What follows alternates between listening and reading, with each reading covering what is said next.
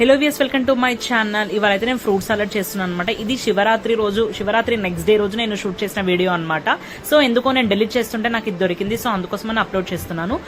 Fruits ఎలాగో మనకు ఉంటాయి కాబట్టి బనానా, గ్రేప్స్, యాపిల్, పొమగ్రనేట్, ఇంకా మీరు ఏ ఫ్రూట్స్ కావాలంటే అవి యాడ్ చేసేసుకోవచ్చు.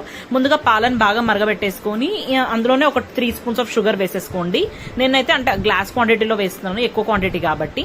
షుగర్ కూడా బాగా మెల్ట్ అయినాక కస్టర్డ్ పౌడర్ ఒక గ్లాస్ లో ఒక బౌల్లో తీసుకొని పాలతో కొద్దిగా డైల్యూట్ చేసేసుకుని ఈ మరిగే పాలల్లో వేసి మిక్స్ చేసేసుకోవాలన్నమాట. ఇంకా కాజు బాదం కూడా వేసేసుకోండి, కొద్దిగా క్రంచీగా బాగుంటుంది. ఇంకా కస్టర్డ్ పౌడర్ కూడా వేసిన తర్వాత బాగా మిక్స్ చేయండి. అసలు ఉండలు ఉండకూడదు. ఉండల్లాగా ఉంటే ఏమవుతుందంటే మనకు తర్వాతకి తినేప్పుడు ఫ్లేవర్ రాదు. సో ఇలా ఫ్రూట్స్ అన్ని నేను చాప్ చేసేసి పెట్టేసుకున్నాను అనమాట పక్కకి.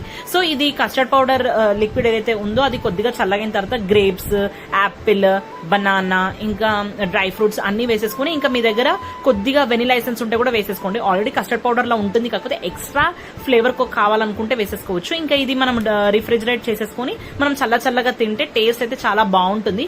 పిల్లలు ఎప్పుడైతే ఫ్రూట్స్ అవి తినమని మారం చేస్తారో అప్పుడు మనం ఇలా ట్రై చేయొచ్చు, బాగుంటుంది. ట్రై చేయండి. And by, please subscribe to my channel.